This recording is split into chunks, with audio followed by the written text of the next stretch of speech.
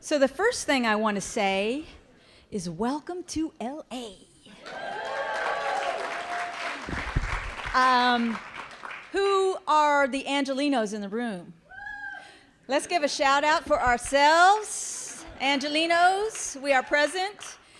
The people who raised their hands, you are the first delegates here because you are the creative placemakers in Los Angeles that will sort of help get everybody acclimated here. It's a great town. You're at a great time, obviously. Who came from the East Coast? We're just having a wonderful, warm time here in our hearts to be able to embrace, and outside as well, but to be able to host you guys here. I'm with the Irvine Foundation, by the way. Oh, my name is Josephine Ramirez. Forgot about that part. And we're just pleased to be the site for this second summit and honored. And really, really excited about this incredible energy in the room and the potential for some real change starting to happen. Los Angeles as a site and as a concept has always been about this sort of transmutation and change, and I think it's fitting for this conversation that we're going to have. So I won't talk too much more. I just wanted to say welcome and give you a warm embrace from your Angelino brethren, and introduce our fabulous mayor of Los Angeles, who has made a little video for us to say hello, and I think we're going to start with that. Mayor Eric Garcetti. Everyone. I'm sorry I can't join you, but I want to welcome you to Los Angeles and acknowledge the incredible work done by ArtPlace, National ArtPlace grantees, and especially our ArtPlace grantees here in Los Angeles. ArtPlace is uniquely positioned to advance creative placemaking and support projects that transform neighborhoods and communities using art to create social change. And we're thrilled that they've recognized the work we've done right here in Los Angeles. We're known as the entertainment capital of the world, but I'd also like Los Angeles to be recognized as an arts and culture capital. We're a multicultural city unlike anything else, home to the most diverse, vibrant, and creative people on the face of the planet. And I believe we have the ability to look at arts and cultural placemaking in the 21st century way. One example of this is our Great Streets Initiative. It's a neighborhood-scaled approach to one of our largest assets, our city streets. And multidisciplinary teams are working to leverage our existing resources and create community gathering places by bringing together public art, landscaping, small business support, and human-scaled street design. I believe in the power of partnership and the power of civic engagement. So I look to you as collaborators and educators to help me shape the Los Angeles of the future. Together, we can transform our communities and build a more vibrant, prosperous, and livable city. Thank you, and have a wonderful conference. Good afternoon, everyone. I'm sorry I can't join you, but I want to welcome you.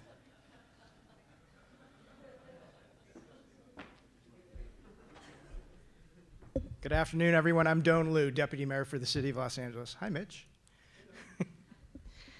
I'm pleased to bring greetings from Mayor Garcetti, who's very sorry he can't be here. He's actually on his very first foreign trade mission and in Mexico City today. But he wanted to take the opportunity to welcome you to Los Angeles by that video. Los Angeles has so many assets at our disposal: our weather, our natural beauty, our infrastructure, our neighborhoods, and our people. Our city has communities such as Leimert Park, Koreatown, Thai Town, Little Armenia, and Boyle Heights that are cultural destinations and part of what makes our city so rich and unique.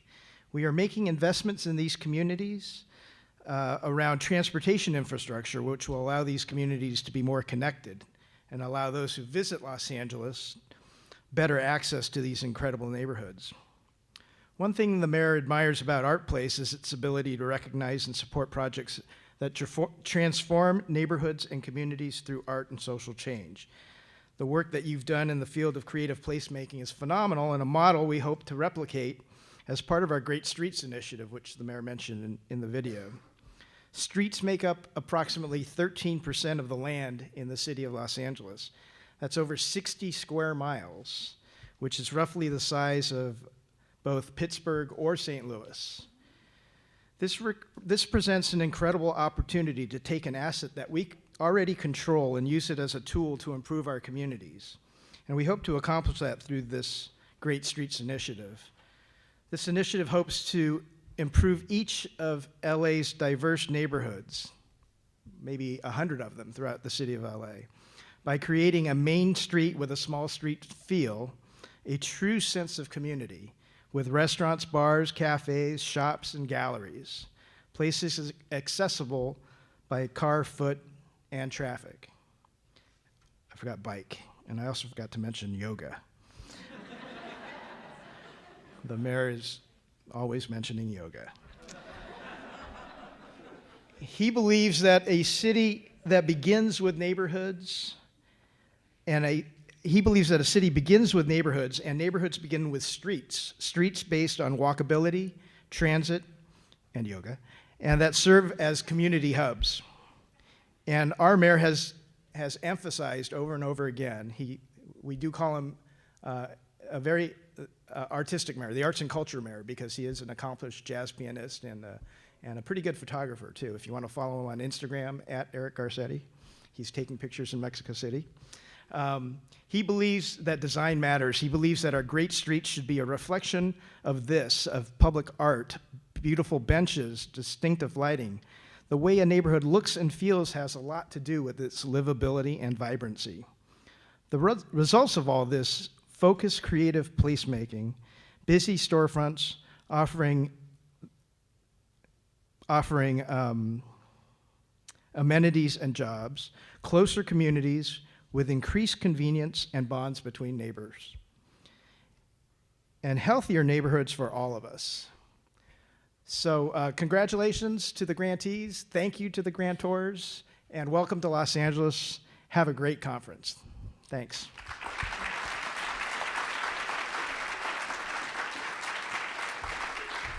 Thank you, Doane. It's my pleasure to introduce the next speaker. We're really proud to have here a leader in the philanthropic field in the whole United States of America.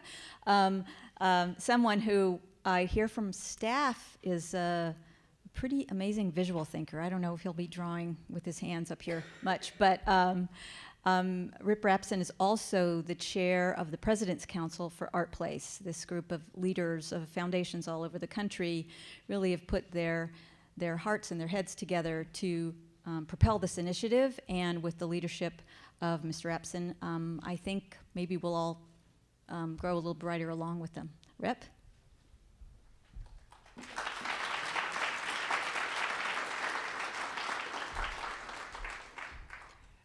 Thank you, Josephine, and good afternoon, everyone. I don't know about you, I many, many years ago was the deputy mayor in Minneapolis, and to have a mayor with that kind of energy and enthusiasm and vision for acts of creative activity is just mind-boggling. I just dread to think what my mayor would have done if you put him in front of a piano or in front of a camera. But it was just great to hear all of the ways in which Los Angeles is using the creative arts to redefine and reimagine its future. It's quite spectacular. I also want to thank the Kresge staff for showing up. Jamie was a little afraid that we'd have a small crowd, so we invited the Kresge staff to come, and looks like we're at least half of you, so this is great. We've got Alice Carl, who runs our arts program, Helen Johnson in the back, Michelle Johnson is somewhere, Maria Rosario Jackson is in LA-ish. Oh, no? Hello, Michelle? Oh, way back. I thought Michelle was looking for more attention, which tends to be her want.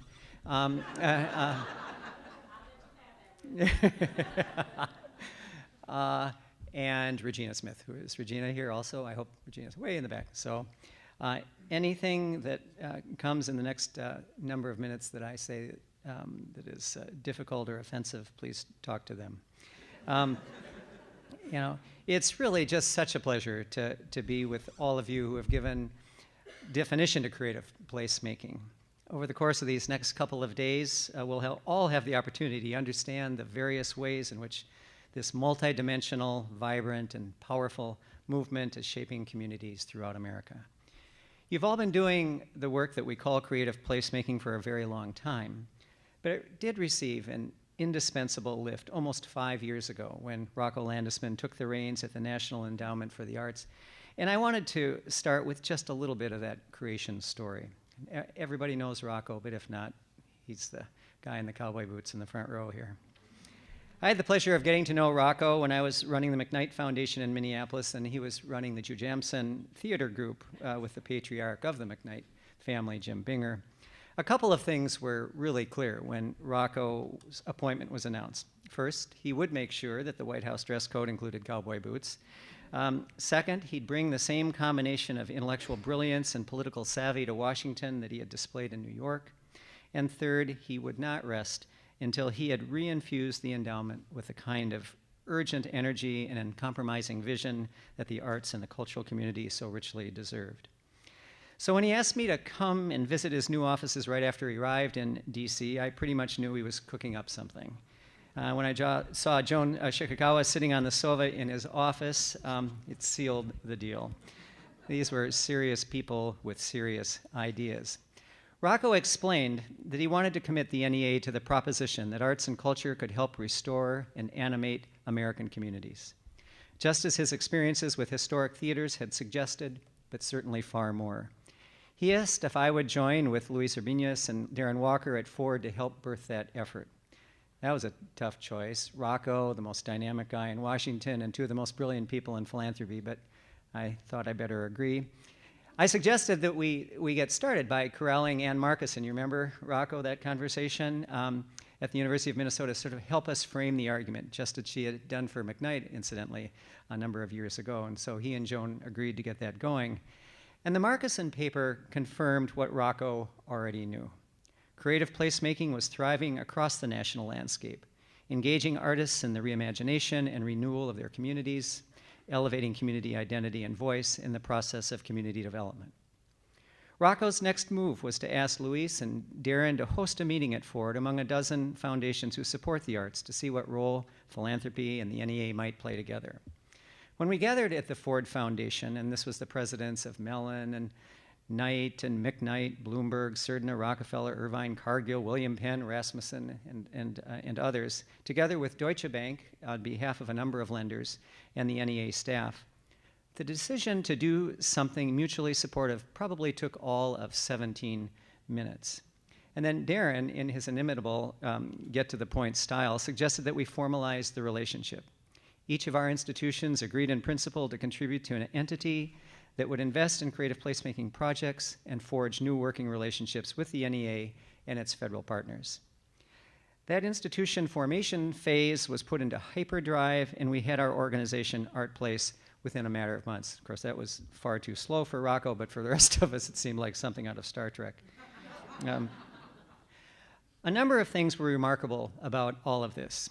Getting risk-averse institutions to move so quickly to create a new entity, to be sure, but also drawing philanthropy and financial institutions into an unprecedented and complex relationship with the agencies of the federal government. Rocco was clear that his motivation was as much elevating arts and culture on the agenda of every department of the Obama administration as it was directing philanthropic dollars into projects on the ground. And that's exactly what happened during his tenure. Federal departments began integrating arts and culture into their programming and talking to one another about how to do it better. Rocco arranged, for example, just this memorable meeting at the White House for a number of the ArtPlace presidents and essentially the president's entire cabinet. It was just striking how each of the secretaries and presidential advisors had thought about the role of arts in their work, how it could integrate more fully across one another's domains, and how over time they could make it stick. What Rocco began and the Obama administration has continued is absolutely revolutionary. But it's also ultimately sensible and compelling. ArtPlace staked out the ground that when you're dealing with the host of seemingly intractable, wickedly difficult problems of our time, arts and culture simply has to be at the center of that conversation. It proposed that you can't smash those problems without the kind of creativity, the kind of energy, the kind of identity perspective that the arts provide. When you do infuse the arts, conversations are richer. They're more balanced.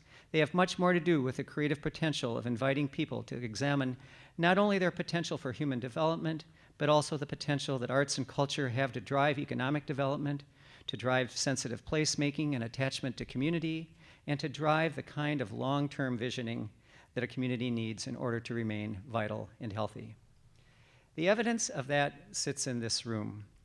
In just a little under 3 years, ArtPlace has made over $42 million in grants, contributed to a network of more than 100 creative placemaking projects across the country, and thanks to your creativity, passion, and tenacity, has brought a national spotlight to the idea of creative placemaking. So what defines this work exactly? What is it that tethers all of us here together? Let me suggest just very briefly 3 characteristics that help explain our work. First, and at the risk of stating the completely obvious, creative placemaking is grounded in the particulars of place. In the community development field, the idea of placemaking has been around for a long time. It pivots on the idea that places are important. Places define us. We attach to a place with an emotional energy and a sense of long-term commitment that is often definitional to how a community works, to how individual identity is formed, and to how group identity is formed. The particulars of place can be reflected in the rich architectural or historic structures in a community, as we'll see tonight on our walking tour. But a sense of place can also trace to less tangible qualities, deeply rooted cultural traditions, significant historical legacies, or shared lineages of dance, music, language, and other forms of expression. Now, Rocco is fond of likening art to the French concept of terroir, which holds that the best wine reflects the unique geography, geology, and microclimate of the area in which the grapes are grown. In the same way, the best art reflects its unique local influences. Creative placemaking accordingly has the potential to do more than embellish a location. It holds the promise of creating an essence, identifying, elevating, or assembling a collection of visual, cultural, social, and environmental qualities that imbue a location with meaning and significance.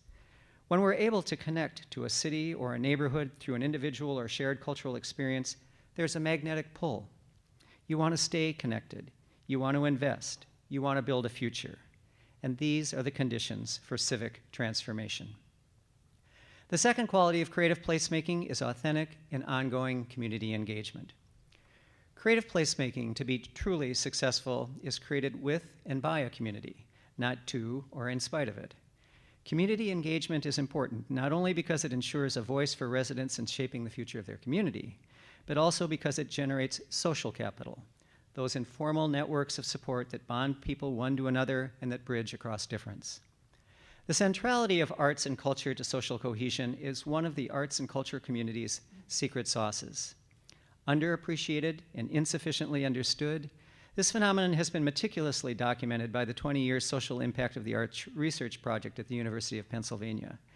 The principal investigator there, Mark Stern, writes, "It turned out that the arts were associated with preserving ethnic and racial diversity in urban neighborhoods, lower rates of social distress, and reduced rates of ethnic and racial harassment. Perhaps most surprisingly, we found that the presence of cultural assets in urban neighborhoods was associated with economic improvements, including declines in poverty. We documented that it was the social and civic engagement associated with the arts that seemed to drive these economic benefits and revitalization. It's not simply, then, that the arts promote social well-being.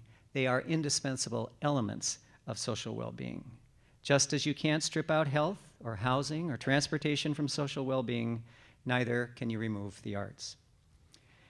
And the third quality of creative placemaking is the willingness and the capacity of the arts and cultural sector to assume an outward orientation.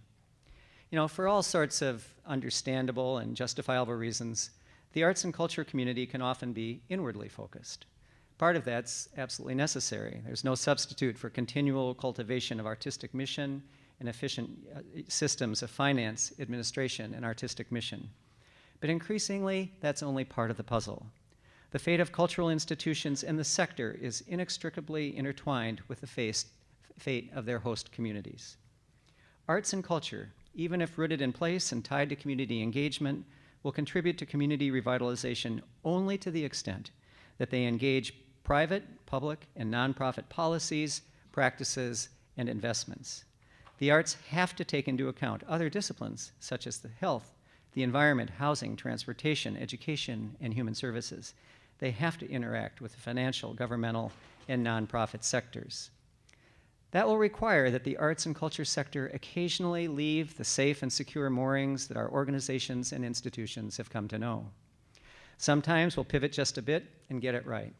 At other times, however, we'll have to expand our range of motion to embrace a level of risk and uncertainty commensurate with the magnitude of the challenges we face. But ultimately, a sector that has long stood outside the fence line of major public discussion and decision-making, looking in, will have to get inside and mix it up. Indeed, I would suggest that creative placemaking is a clarion call for a different form of creative engagement, elevating the particulars of place, drawing on community wisdom and energy, embracing the challenges of reconnecting and reinvesting in America's poorest communities, looking beyond one's own institutional walls. Cultural creativity may well be the driving force of community revitalization in the 21st century. It promises more adaptive ways of seeing, understanding, experiencing, and transforming where we live, how we work, and what we dream. You occupy an important part of that creative geography. I know you're committed to making it matter. And keep in mind Martha Graham's admonition: no artist is ahead of her time. She is her time. It's just that the others are behind the time. So let me then turn to the next phase of ArtPlace. Many of you had the distinct pleasure of working with Carol Coletta. Carol is a force of nature and got us off the ground, crafting a program and creating a national buzz at the ground level. Joe Cartwright is here, who worked closely with Carol. They did just spectacular work, and we're really indebted to you. I also want to thank Jeremy Nowak. Many of you have met Jeremy. There is really no one quite like Jeremy. He took ArtPlace through its transition phase, and he just is one of those rare, sort of superb analytical thinkers who can both be creative and methodical at the same time, and he really helped us bridge to where we now are.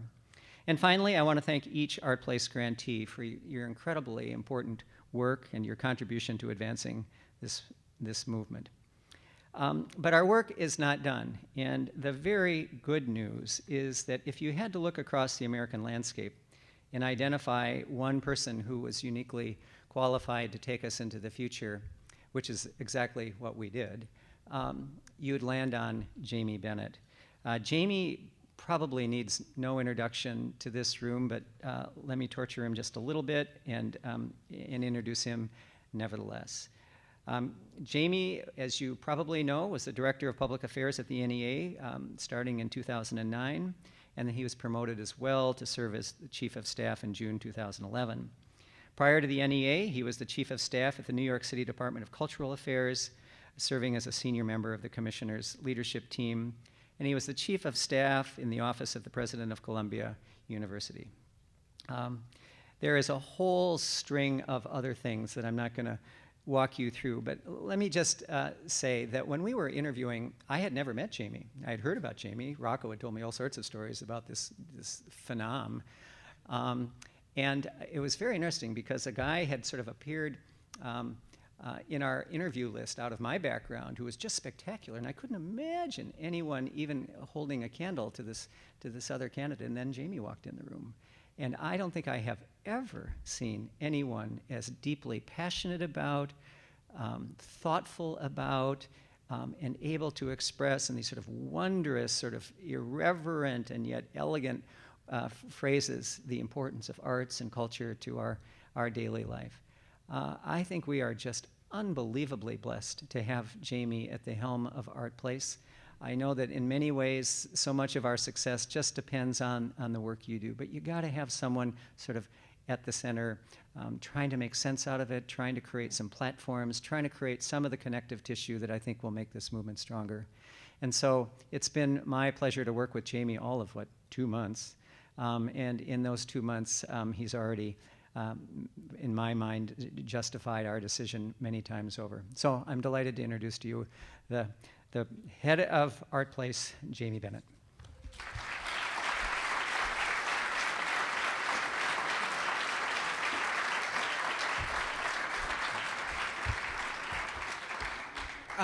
Thank you so much, Rip. I think it really means a lot to me to have you read that introduction that my mother wrote, so thank you very much. But in all seriousness, as I was sort of considering this opportunity, the chance to work with Rip and with all of his colleagues at Kresge, as he pointed out, many of whom are here, was really one of the big driving points for that.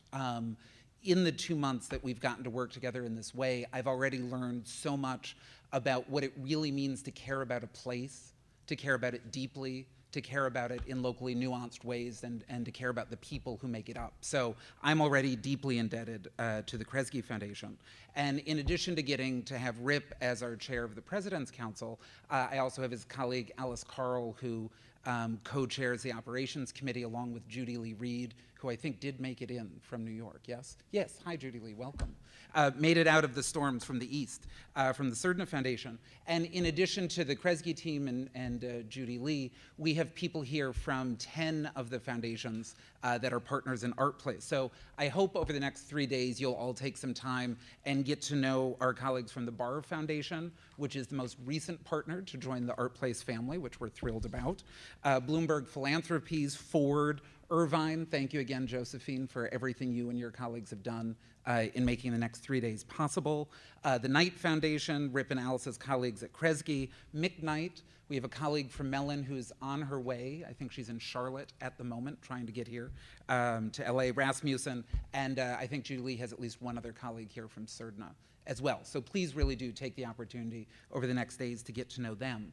I also want to point out another partner who will be largely invisible to a lot of you guys, but will play a really important role to us, which are, we have colleagues from Rockefeller Philanthropy Advisors with us who are going to be new partners to ArtPlace in terms of managing our operations, and I'm really excited to be working with them, as well as our colleagues from the U.S. Department of Agriculture. I saw Chris Beck registering earlier, hey Chris, as well as a number of colleagues here from the National Endowment for the Art.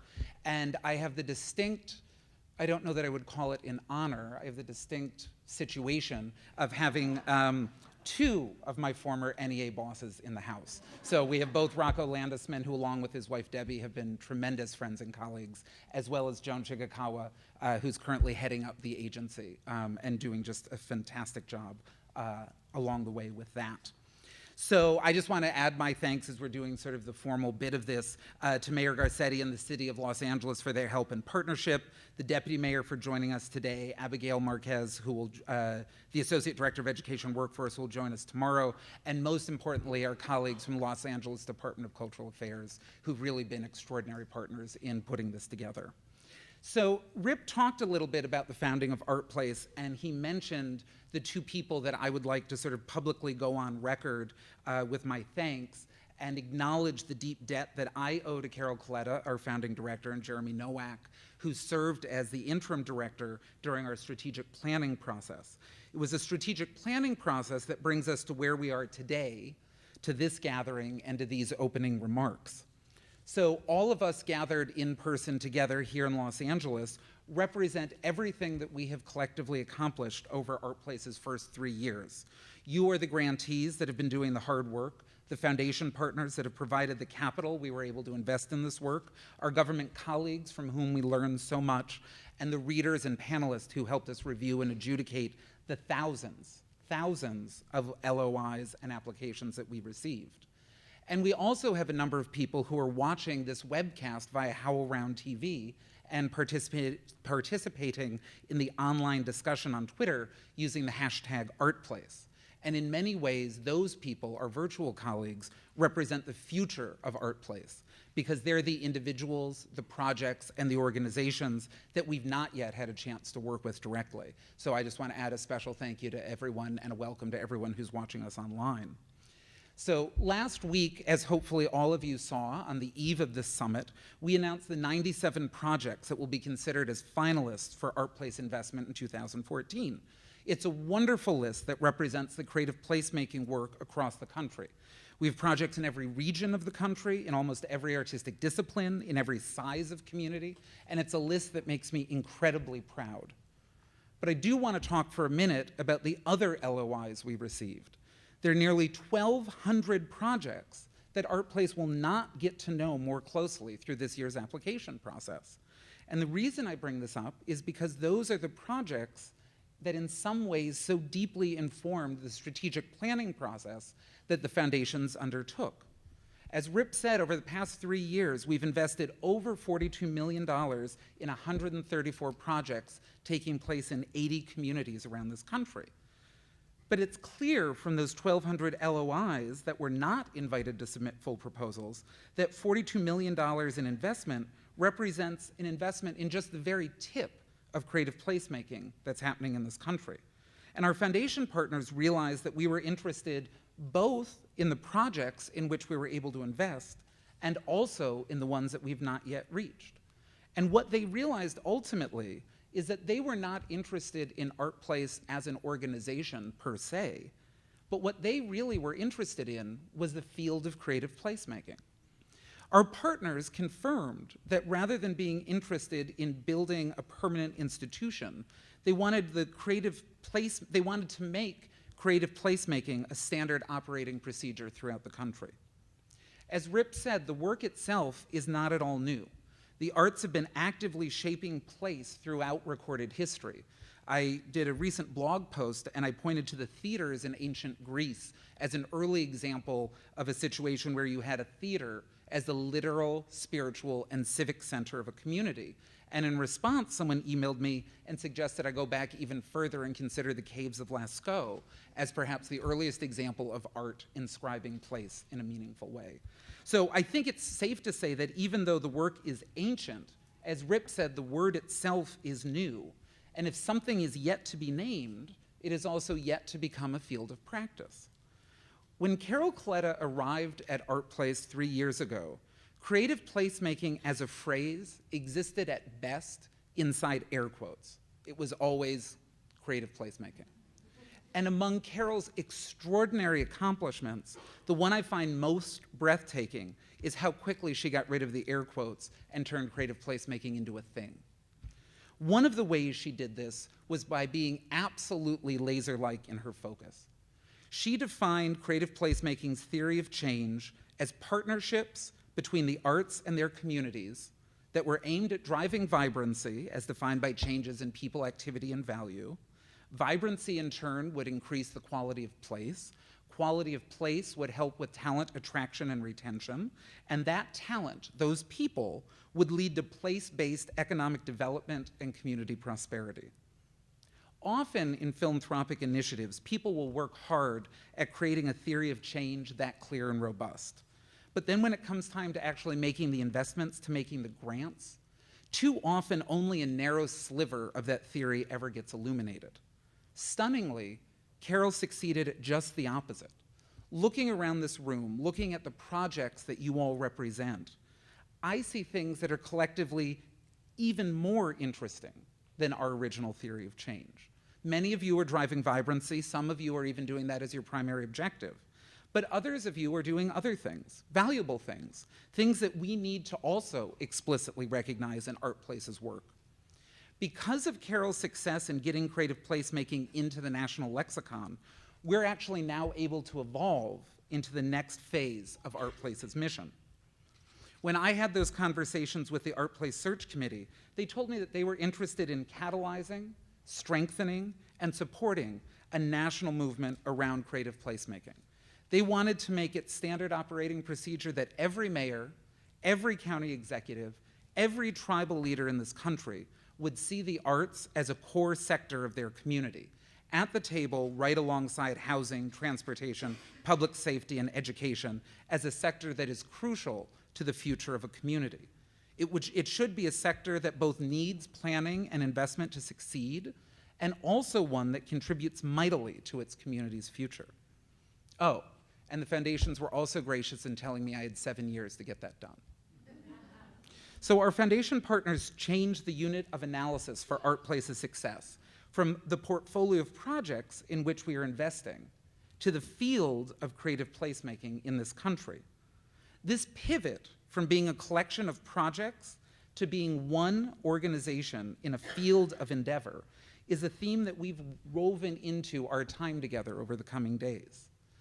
Following this session, our colleagues from Arts Emerson and HowlRound in Boston, Massachusetts, will share with us the Commons framework that they use to describe their work as part of the American theater broadly writ. Tomorrow, interim president and CEO of the Irvine Foundation, Don Howard, will lead us through the strong field framework that he developed and that Irvine has adopted in some of its work in poverty eradication, public education, and other areas. And then we'll end our time together collectively, those of us in this room, in the same town hall format that Carol used to conclude last year's session in Miami, where we will collectively chart out the work that is ahead of us all. In order for any of those frameworks to fit, it's important that we have clarity in the definition of ourselves as a field. So I have proposed that we expand the definition of creative placemaking to encompass all of the work in which the arts play an explicit and central role in strategies that are shaping the social, physical, and economic future of their communities. I've spent much of my time over the past 2 months trying out this definition on various colleagues. And we recently had a meeting with some of our colleagues from National Arts Strategies, and their CEO, a wonderful woman named Russell Willis Taylor, who I know some of you know, sort of stopped me halfway through the spiel and said, "Oh, I get it. Creative's an adverb, not an adjective. It's the making that is creative." And I think that's exactly right. And it also allowed me to offer what is perhaps an even more elegant definition for creative placemaking. In creative placemaking, we're doing art to change place. ArtPlace's Deputy Director, Liz Crane, will lead a session tomorrow that talks about intentions and outcomes and seeks to demystify the whole evaluation conversation by breaking it down into 3 questions. What are you going to do? What are you trying to change? And how are you going to know if you did it? I want to pause here and make explicit what I hope has been implicit in ArtPlace from the beginning. Not all art should be dedicated to creative placemaking. There are plenty of artists and artworks that are not interested in changing place. Some care about individual transformation. Others serve as an idiosyncratic expression of a thought or image that has never before existed. But because of ArtPlace's success in igniting the creative placemaking movement in this country, I have heard grumpiness from some arts colleagues who are not interested in this work as their primary mission, and they're feeling pressure to get into it. Well, I believe that every community needs to incorporate the arts and creative placemaking into community planning and development, just as every community works with housing and transportation. I do not believe that every artist and work of art needs to be dedicated to this work.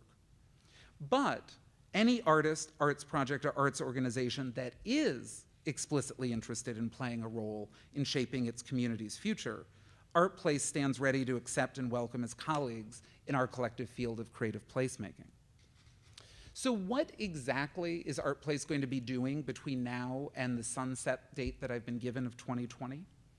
Our goal is to deeply embed creative placemaking throughout the community development and planning field, to make sure that arts organizations feel both welcome at and a responsibility to all conversations about their community's futures.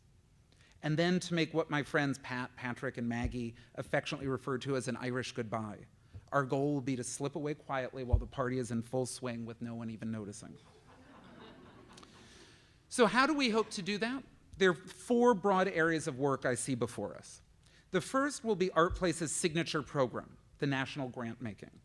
ArtPlace will continue to make grants across the country through an open call for proposals to support creative placemaking projects. And we will continue to make those investments guided by peer readers and panelists from both the arts world and the place world. We want to invest in bold and exciting projects, ones that are likely to be deeply transformative, and some that have the potential to fail spectacularly. Some should come from usual suspects, others should come from organizations that have never before received philanthropic support. But, and this is an important change, we're going to ask something new of our grantees going forward. We're going to ask them to, yes, be responsible for their projects. Yes, they will still have responsibility for the organizations they represent. But we're also going to ask them to join us in shouldering some of the responsibility for the broad field of creative placemaking. In philanthropy, some grantees are thought of as winners. There's rhetoric around competitions and being awarded a grant. Other grantees are thought of almost as contractors. A funder identifies an area of work in which it wants to make a vision and essentially outsources that vision, hiring a nonprofit to end hunger or strengthen public education. Still, other grantees are thought of as partners, a co-equal who joins a funder around a shared interest and who brings different resources to bear on the challenge. At ArtPlace, we're hoping to sketch out a fourth way forward. Grantees, we're going to think of as delegates from the field of creative placemaking. Delegates who represent different geographies, different size of communities, artistic disciplines, types of communities, types of partnerships, and so on. And these delegates, we're going to ask to be responsible for representing their sector within the national conversation, and also for carrying back information and resources from the national conversation to their sector. This can be a scary ask. Carrying out a project takes a lot of commitment. Being the caretaker of an organization has a lot of demands that come with it.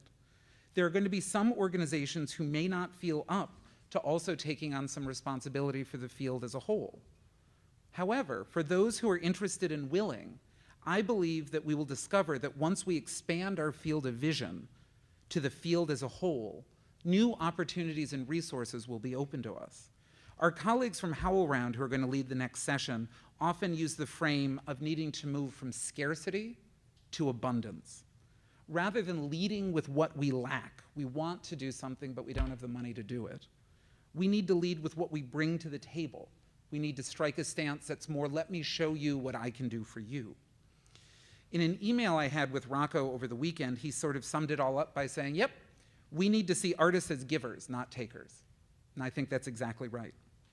David and Polly from HowlRound will lead us through an exercise that will help us collectively to identify what resources we have as a field and what are the resources we've not yet identified.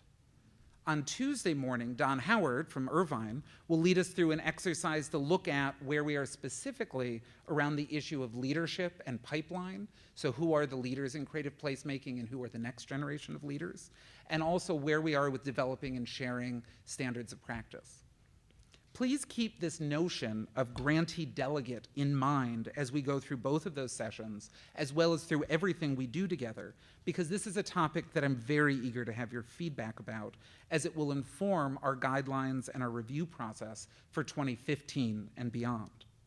So, we're going to continue with our national grant making with this added goal of seating a Congress of delegates from the creative placemaking field, with a special emphasis on the sectors of the field that are currently underrepresented. But number two, we're going to add a new stream of investment. We will be looking to identify 5 communities across the country in which we will make a deep and sustained commitment. The 5 communities will be in different regions of the country. They'll cover all size of community, with something like 2 being urban, 2 being rural, the 5th being an isolated metropolitan area or suburban area. We'll be looking for communities where there's lots of potential to see creative placemaking in action, and we will use those communities as showcases and laboratories from which other communities around the country can learn. We will use those communities as the sites to activate our work with ArtPlace's financial partners and see how other kinds of capital, debt, lines of credit, etc., can help further creative placemaking. We'll also use these communities to see the different ways that it is possible to leverage the policies and resources of the federal government. Tomorrow, we'll see presentations from the Promise Zone work here in Los Angeles, as well as some of the work that the USDA is supporting through the International Sonoran Desert Alliance in Ajo, Arizona. Both of these are federal programs that are locally deployed. And I think once we have these 5 local laboratories, it will provide a really important experience and learning opportunity for us in terms of how to engage most effectively with those federal programs. We've not yet decided how those communities will be chosen, and we're currently in conversations about the different ways we might do that. Some of the funds that we've previously used for national grant making will be focused on these communities. So we'll be seeing both of these buckets of grant making as ArtPlace's direct investments in creative placemaking projects that transform community. So the third area of work will be around our research strategy. And Joe Courtwright was introduced before from Impressa Consulting, and as Rip said, Joe's been an invaluable research partner for ArtPlace over the past 3 years, and Joe will very much continue to work closely with us. But we also need many more Joes. We need a congress of researchers who will ask all of the questions that need to be asked of artistic interventions and community outcomes. We need economists, we need community planners, we need anthropologists, we need geographers, we need big data people, and we need the anecdotal. ArtPlace will not directly get into the business of publishing research ourselves. Instead, we will commission research and support research that will live elsewhere. This is both because we need the research to live in institutions that will last well beyond 2020, and also because we want to support all lines of inquiry into this work. Around research, we'll have essentially 3 different areas of endeavor. ArtPlace will work as something of a librarian, getting literate in all the relevant areas of knowledge and having enough fluency to connect people with the existing work that can help illuminate and further their own projects. ArtPlace will also serve as a venture capitalist for research, investing in new avenues of inquiry, encouraging and supporting research projects that are almost at a tipping point, and importantly, funding bridging work that will help connect extant areas of knowledge that do not currently speak to one another. As just one example, I am making a public vow that I will never again sit through a meeting where the quantitative people and the qualitative people explain how the other is wrong. We need both. If you actually succeed in getting qualitative work that illuminates quantitative data, you can actually begin to see the big picture. So bringing kinds of knowledge together is an area that we want to invest a lot of time and intention. And as part of that, we'll also be working as a convener. We'll be bringing together researchers to talk about creative placemaking. We will help researchers attend conferences that are outside their usual sphere. We will bring together researchers with practitioners and policymakers. I have no interest in investing in research that's going to sit on a shelf in the academy. I'm interested in research that will help shape work in real time. Work that will help us understand where we're succeeding, and work that will allow us to ask what we should be doing differently. So in addition to our national grant making, our place-based community investments, and our research strategy, ArtPlace will also be looking to undertake a bucket of work around field building. We will look to make investments in the infrastructure that we need to operate as a field. Let me use as an example of field infrastructure HowlRound TV, through which people around the country are able to watch our summit. For a relatively modest investment, I think HowlRound has a contract of something like $5,000 a year, and for a portion of one of their staff members' time, thank you, Vijay, very much for the work you're doing, HowlRound is able to offer a high-quality, ad-free platform to the entire theater community to be able to broadcast performances, discussions, conferences, and panels. Because we in creative placemaking are also a national field, I think something like this would be an invaluable resource for us. While virtual is by no means an exact substitute for in-person, given the time and resource commitments that travel entails, having this as an option, especially for the colleagues who do not live and work near a major airport hub, is a really important option that I think we should offer the field. Our blog on artplaceamerica.org has been an extraordinary resource for broadcasting information about each of the projects that you all are doing. And I would like to build on that wealth of information and turn our blog into an online platform where discussions about and among the whole field of creative placemaking in this country can take place. We want to help allow our grantee delegates to attend conferences, help them make national presentations. We want to allow you all to be resources to your peers around this country. The field building work will be in some ways most important to our goal of sunsetting in 2020, as this will be what allows us to help connect the field in ways that will outlive us as an organization. So how are we going to get this done? As some of you know, despite the smoke and mirrors, at the moment, ArtPlace is just 2 of us. Myself and our absolutely extraordinary Deputy Director, Liz Crane, who I think is perched in the back.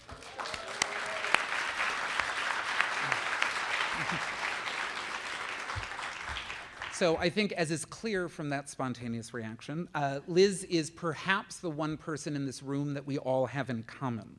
So in preparing for the summit, in managing your grants, I think Liz has talked with and emailed each of you on decidedly more than one occasion.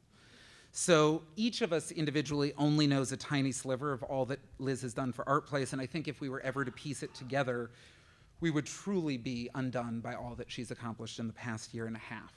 But the good news for Liz is that when we return to New York after this conference, we will at long last have all of the pieces in place that will allow us to hire some new colleagues at ArtPlace. So we'll shortly be posting 4 position descriptions. Someone to run our national grant-making program, which I think quite possibly could be the best job in this country. Someone to be our director of research strategies, which I think easily could be the most interesting job in this country. And a director of communications who will be charged with leading our field building work. And I'll be honest here, I think that clearly is the worst job in this country, because I care a great deal about that work, and unfortunately I think I know something about it. So there's not enough money in the world to get me to be my own director of communications. So good luck to whoever responds to that.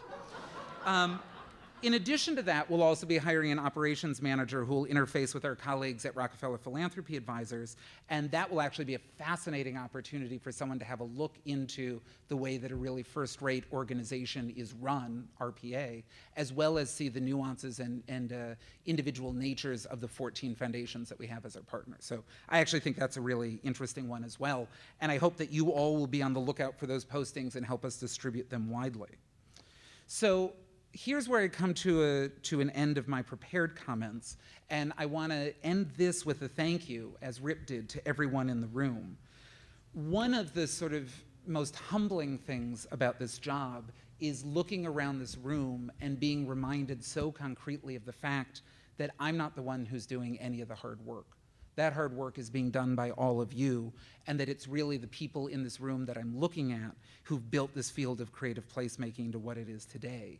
So I'm eager and excited to offer whatever assistance I can to moving your work forward.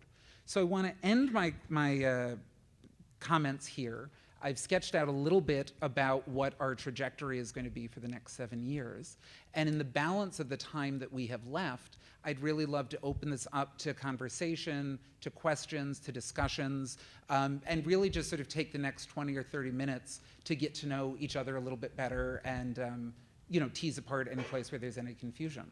We've got a couple mics that are running around, Liz, and we've got another one here in the center and on the side. And I just ask that you do please ask your question into a mic for the folks who are watching us online, otherwise they can't hear it. So let me end what I have there and be quiet for a moment and hear from someone who's out there. Stunned silence. Thank you. Julia Taylor from Milwaukee. And I love the idea about creating a school of thought around creative placemaking, because I think it is something different in everyone's mind, which isn't a bad thing. But it would be good if we could start to explain better, I think, to the public sector as well as the private sector about the impact this could have to us in terms of how our communities are going to look years from now. So thank you for taking it that direction. That's great. Thank you so much.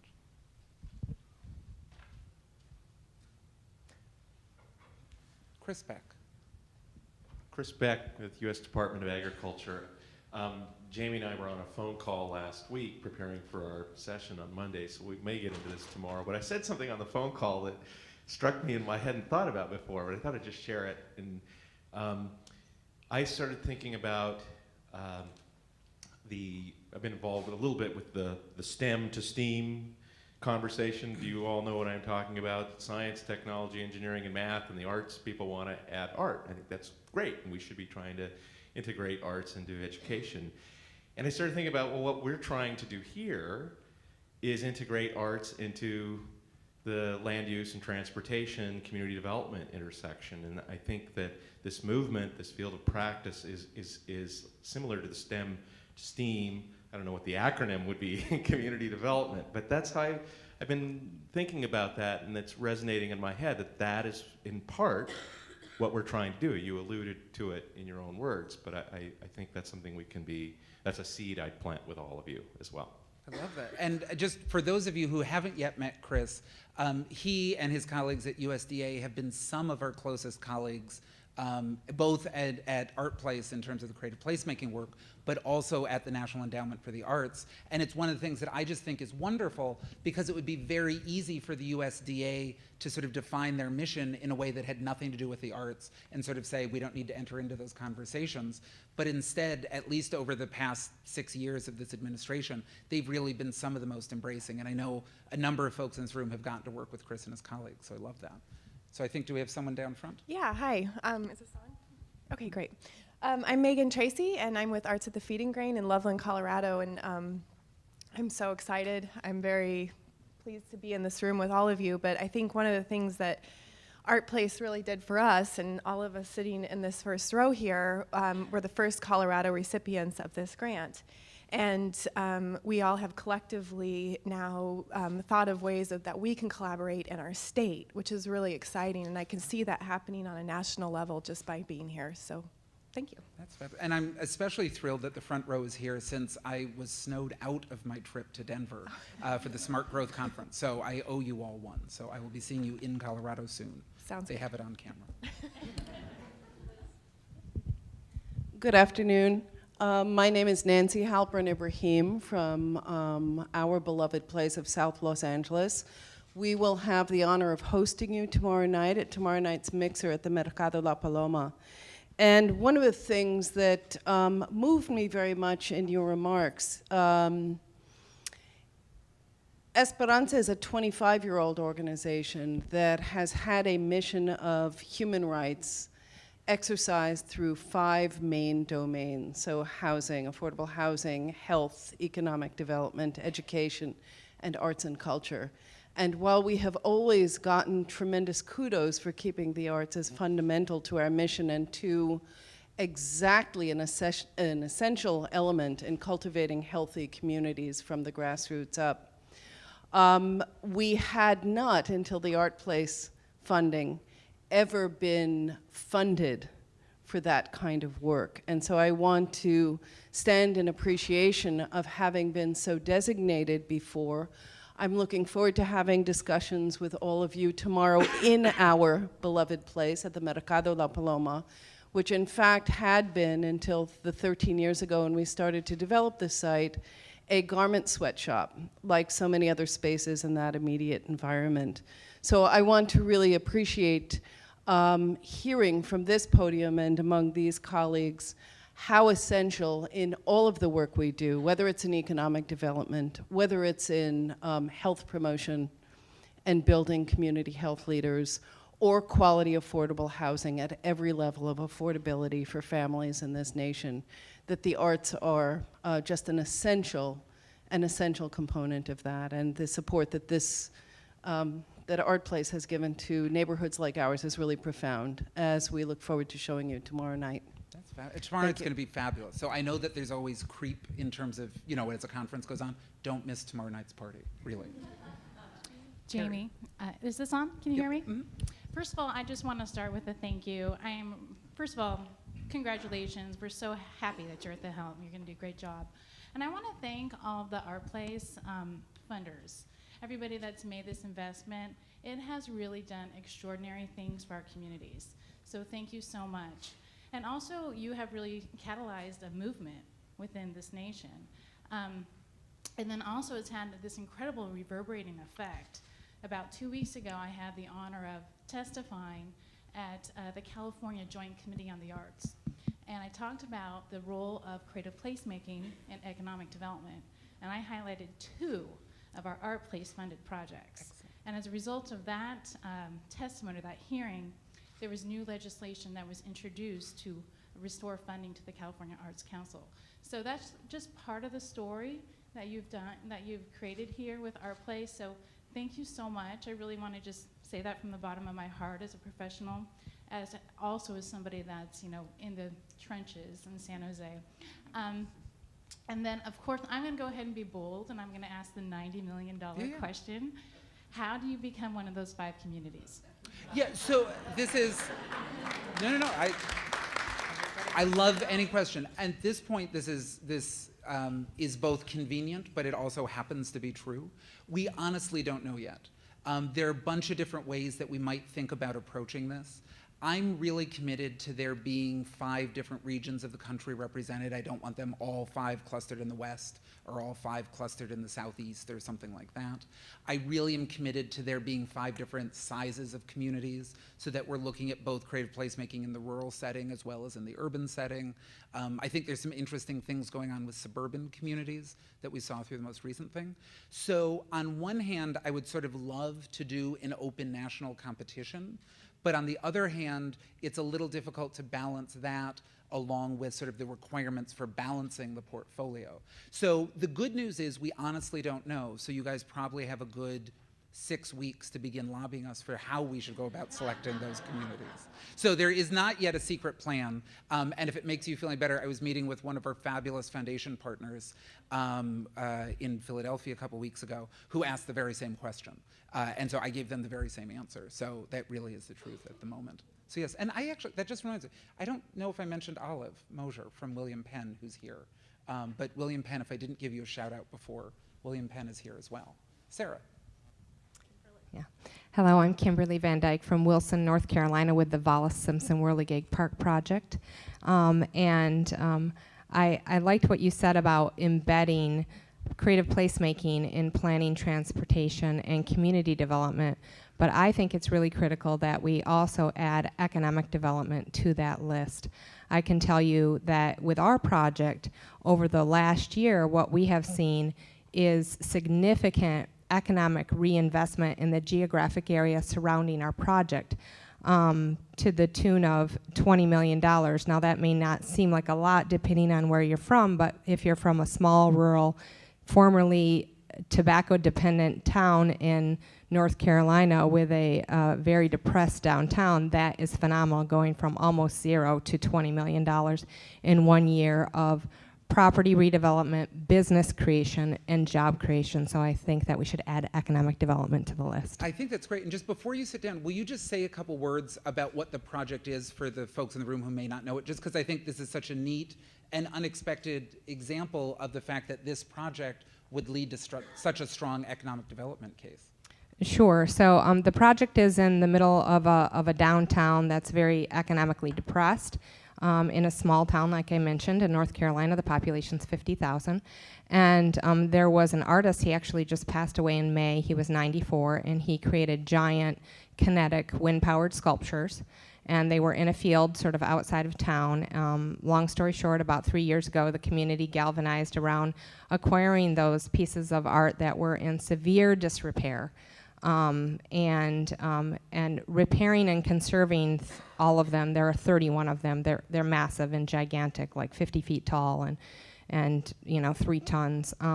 And they're building a world-class sculpture park in downtown Wilson. So I hope you can all come see it. We're about 3/4 of the way through with the project, and what we have to do now is just construct it. So we're almost done. But it has not only transformed sort of really the whole community perception of itself, but also has really driven investment in the downtown. Of course, we have a long way to go, but it's a phenomenal start. And the works of art themselves are just so whimsical and so magical. And so, anyway, it's just, I sort of love the look of it. Let me come here, and then I know we've got in the middle.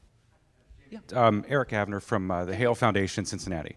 It's kind of fun to be here both as sort of a grantee, because we work with the Cosign Project in Cincinnati, but actually we're a regional funder. Right. Who just focuses on one region. And it may be something to consider in this field of work, and especially even these communities of sustained focus, is how to leverage a local or a regional funder in that, so that instead of having 5, maybe there's a way to sort of bring regional funders who are always going to be in that place, not just for 5 years or for 7 years, but is there a way to leverage our presence in those communities so then maybe you have 30 of those communities of focus, or let's maybe start with 10. But I think there's a willingness from the regional funder community, I think specifically the private funders, who would be saying, we would love to be an ArtPlace funder, but we kind of already are in our own community. So I think there's an interesting conversation to be had about how do you leverage that to achieve this really great direction you guys are thinking about going. I think 100%. And one of the things that I'll sort of say explicitly to sort of foundation and funder colleagues, there's nothing in my job that asks me to increase the number of funders who have money flowing through ArtPlace. That's not how my success is going to be measured.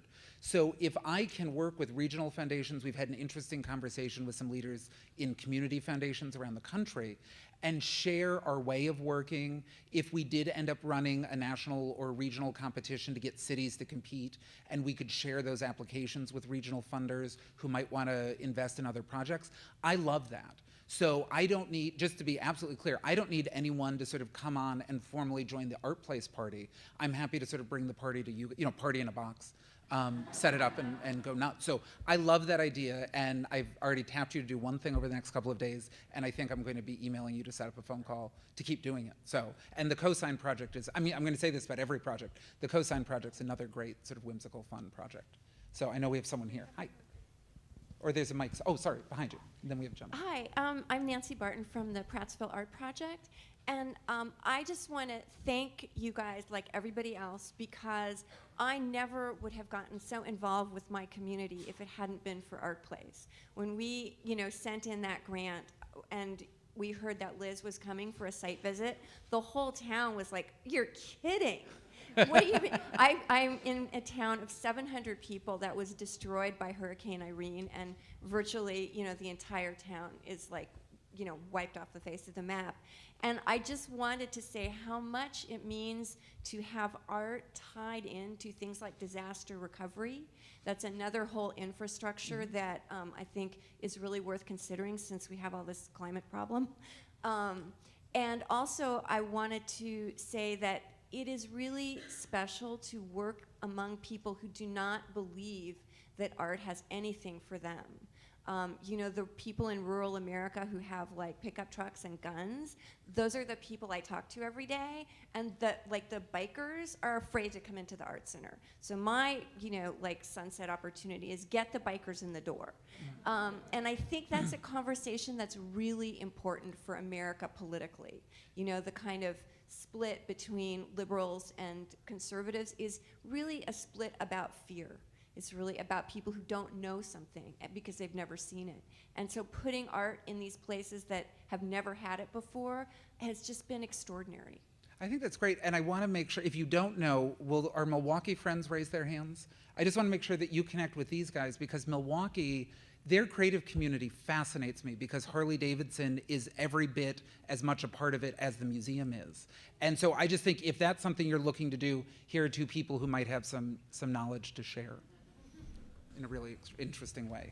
Can we go here? Great, and then I'll come over here. Next. Yeah, please. Hi, everyone. My name's Rod France. I'm with Create Here Now from the state of Connecticut, and I'm just buzzing from being in this group today. The energy level, at least in my antenna, is just off the charts, and I want to congratulate you, Jamie. I heard your remarks and Rip's remarks before that, and they were really stunning, and I applaud the direction you're taking the organization in. I have the good fortune to be here with my partner, Margaret Bodell, today, and we both work for a very visionary civil servant named Kip Bergstrom in the state of Connecticut. Kip is the Deputy Director of Economic Development, and under his umbrella is the Office of the Arts, the Office of Innovation, Historic Preservation, and tourism. And so what Kip has done very, very gradually, because it's sort of like turning a ocean liner, is bring all of these departments into alignment with creative placemaking for the purpose of economic development. And he has started, the Historic Preservation Office has started a grant called Historic Preservation Arts Catalyzed Placemaking, and Margaret and I worked on the first iteration of that grant. So what we're doing now is leveraging historic preservation monies to repurpose historic buildings as creative placemaking centers, and we're doing this all around the state. So I invite you to meet with Kip or talk with Kip sometime. I'd be happy to make that introduction. I would love that. I got to know him a little bit when I was at the NEA, and he and Rocco got to know each other. That's but right. I haven't that's right. reconnected with him in this hat, so I welcome that. It's so great to be here today. Thanks, everyone. Thank you. I think over house right. Hi, my name's Nato Thompson. I'm with Creative Time. And it's really great to be here. I'm really excited. I think it's about time that we had a moment where culture and the production of the city is taken as a given, because I think actually that knowledge has been going on, but it's like everyone's getting their head around it. It's exciting because it's the facts. In some ways, too, it feels like the arts since the culture wars have been trying to get their legs underneath them as a way to defend themselves to America. And in the CIA, they have a term called blowback, where you become victim to the kind of boosterism that you perpetuate. And I think in the arts, we got to be careful that we don't hitch our ride to revitalization without parsing out the social justice issues within that.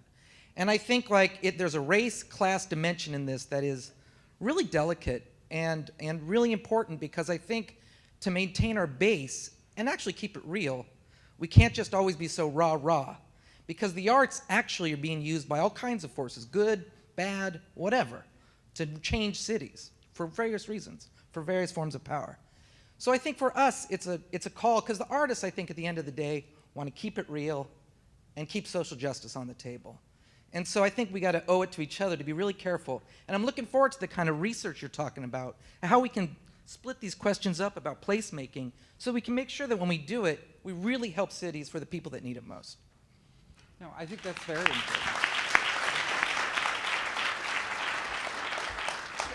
I think that's hugely important, and tomorrow afternoon we'll hear from two colleagues, Manuel Pastor and Tom Main, and both of them sort of approach places as collections of people. And I think one of the things that's an interesting thing to me about this, about sort of coming into the creative placemaking space, is that there's something in the language we use around placemaking that talks about place almost as if it's empty of people. And for placemaking, in terms of how I talk about it, and I think how all you live and experience and work in it, places are the collections of people who are in them, right? I mean, place is people in a lot of ways for the work we're doing. So I think this is a really important conversation. It's one that I hope tomorrow afternoon will spark some conversation about, but I hope we'll sort of have it as a thread through everything. So thank you, Nato. Sarah, yes. Hi, I'm Anne Marie Erickson, and very happily here from Detroit and the Detroit Institute of Arts. And possibly because of the situation my institution finds itself in, I spend a lot of time with government officials lately. And we always start talking to them and touring them in the cultural living room, which was funded by ArtPlace. And we talk about creative placemaking to them, and they don't really get it. So I too am very pleased to see that you're talking about research and talking about really embedding creative placemaking, because we need to help government officials along that curve, along that trajectory, because in the end they could be incredibly helpful both in moving projects forward and in helping us fund it. And if there is a way we can start a dialogue so that we can help you, help us explain to them what is going on, I think that would be a terrific step, because not everyone is as visionary as Kip is. And I think he was in Miami last year, and I heard him speak then. I would say he's the exception to the rule in terms of most government officials on the state and local levels. So if we can be advocates for creative placemaking using your power, your research, and your help, I think that would be terrific. I think that's hugely important work. And just so you know, there are two communities that I've been talking with, one that's going through a very significant mayoral transformation and one that's not, that have actually asked me to come in and speak with their civic leadership. Because there is this, I was just talking about this, I think with Garrett when we were talking before, there's this bizarre thing that if you hear something from a stranger, you believe it. So if there's a way that I can be the stranger in your community who comes in and validates what you already know to be true, you know, I'm happy to play that role, and I think it's something that's really important for us to do. So if there are things like that, it's 100% the kind of thing that I think we need to be doing. So let me go. Hi. My name is Cynthia Chavez Lamar, and I'm with the School for Advanced Research in Santa Fe, New Mexico. I just wanted to thank you for acknowledging the existence of American Indian tribes in the United States by referencing tribal leaders in your remarks. As a person who's of Native American heritage, I'm from San Felipe Pueblo in New Mexico. It's vitally important for us to be part of this initiative, I think, because our communities are very rich in arts and cultures.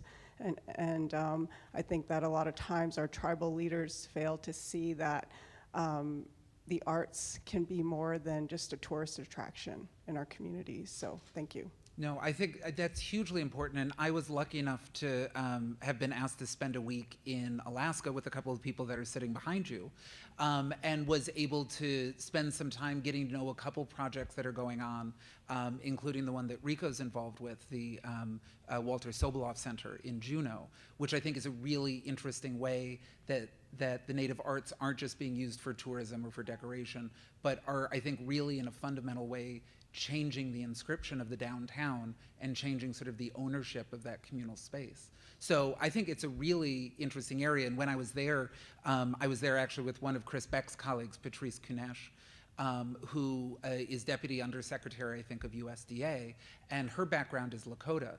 And so she and I were speaking a little bit about the project at the Red Cloud Indian School. So I think there are a lot of folks who are interested in this, so I'm eager to have us be a partner in any of those conversations. So thank you for introducing yourself and saying that. I don't know, I've lost track of my mics. Let me go here. Hi, I'm Gulgun Kayim from the city of Minneapolis. And just wanted to echo a little bit what NATO was saying over there around the importance of race and culture in this conversation in our communities, especially low-income communities. As a stakeholder, I consider myself, I'm the Director of Arts, Culture, Creative Economy in the city, and I consider myself a stakeholder in many of the projects happening within the city and a partner to many of the projects. And there are two specific issues I'm really interested in digging down into in this conversation, and that is, what do we mean when we say economic development and for whom? And also the issue of research, especially, because yes, I have sat through many of the debates around qualitative and quantitative assessment, but those debates are extraordinarily damaging to people like me, because I need that research to work, and I need to deliver it to elected officials in a way that can help them make the best possible decisions for the community. So it's very hard for me to do that when I have so much opposition. And I'd be very curious to hear from my colleagues in other cities how they have managed that, and then what they're doing in terms of making that research field responsive to our needs. I think that's great. I know tomorrow at our lunch hour, we're going to sort of have a sort of do-it-yourself affinity group session. And so I know Gulgun's interested in meeting with other folks who are sort of working in and with municipal government and having that conversation. So it might be interesting for DIA to join and for some other folks to do that. So I'm just watching time, Liz. We have time for, we have what?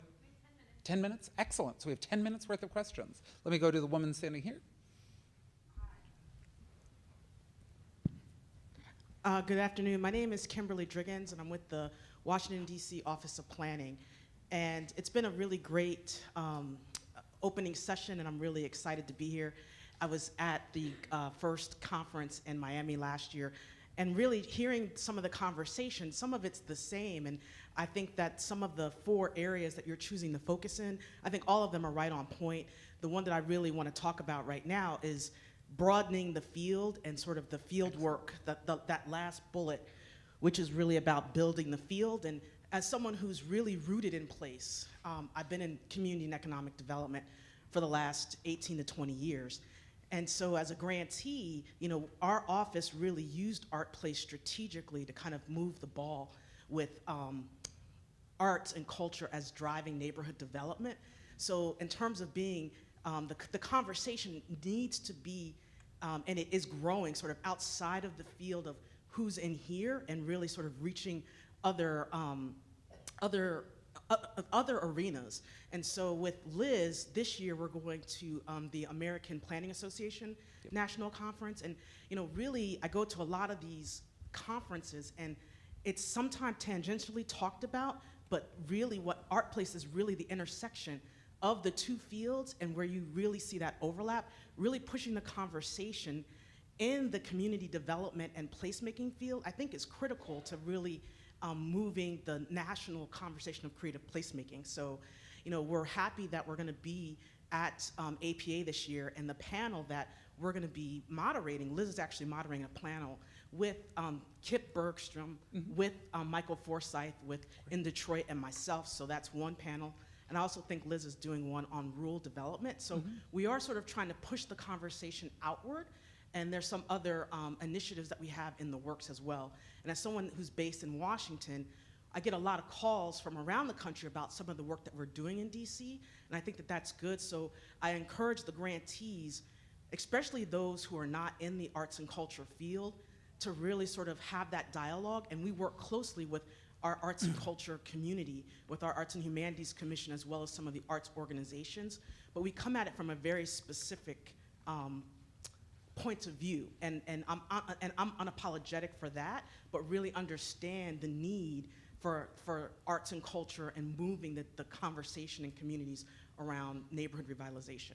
I think that's exactly right. And I've been a Washingtonian for the past 4 years, and just the one thing I'll sort of say as a private citizen is very few people use words like visionary and innovative when it comes to DC government. But in all seriousness, the DC Office of Planning has done some extraordinary things, and just I was sort of bowled over just as a citizen, as a resident of DC. So thrilled to sort of have you as a partner. The other thing I'll say is someone asked me a couple weeks ago what I thought the most difficult part of this job was going to be, and what I said was the people that I really need to speak with are the people who have no interest in speaking to me. Right, if I say, would you like to speak about the arts and community development? If you raise your hand, we don't need to have the conversation because I've already made the sale, right? It's the people who keep their hands down that I'm interested in speaking with.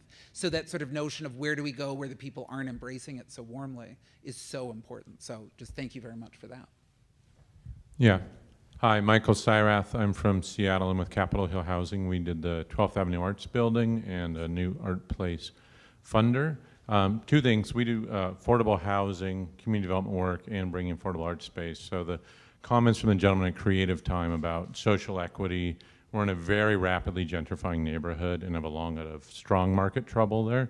Very great comments, and those are excellent. I was excited to hear you talk more about delegates moving forward.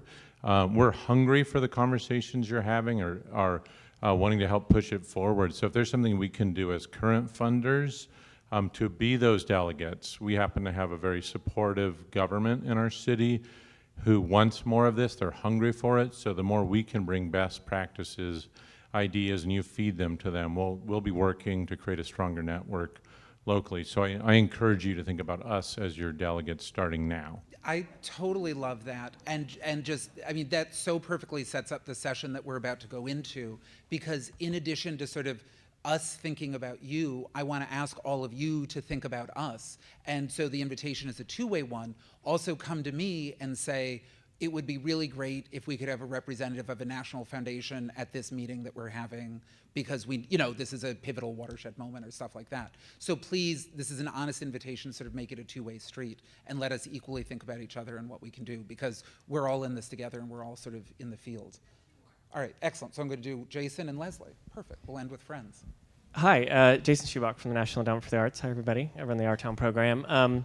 So this is just a little bit of a statement, not really necessary. We are just thrilled about the new direction of ArtPlace, not new direction, continuing direction of ArtPlace, especially around the field building conversation. And having worked with Jamie for almost 4 years now, I have to say, this is one smart dude. And we are in incredibly good hands here. And it is going to just be... He's going to rock it out, so it's going to be awesome. That's all. Can we end there? You're not going to say anything like that, so can we just end there? I'm Leslie Cutson. I've known you for 5 chapters? I think that's true. But I will not tell stories involving music. I run Governor's Island, which is a small island in New York Harbor.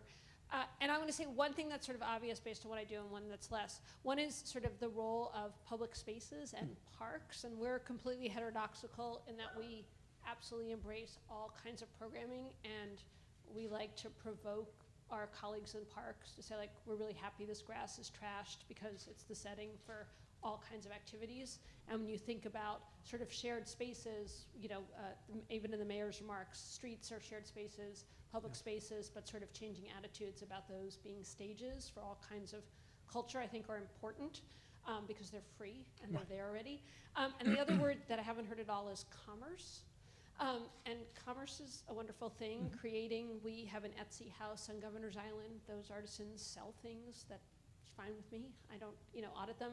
But I think as you look, as people walk through downtown LA, and you'll see creative industry signs, office space, you'll see locally owned retail, you'll see free space given to art galleries. All of those are part of the ferment. But thinking about where that synergy is, and that commerce is not necessarily a dirty word, because particularly for people under 35, creative industries, there are no boundaries anymore between what I used to call, commercial versus nonprofit versus restaurant versus museum, and how we all embrace that, I think, becomes really important, particularly for people younger than me. Yes, no, I think that's exactly right. And is Beth Nordland here? Did she make it in? Beth. Okay, excellent. So I just want to make sure you and Leslie connect at some point, because I sense kindred spirits. So I think you guys will have a lot to talk about. So, all right, this is, just the beginning of conversation, so I don't feel too bad about drawing to a close now. And I'm going to turn things over to Liz, who's going to do a couple of housekeeping notes, and then we all get to stretch our legs and do that sort of stuff. So, Liz Crane.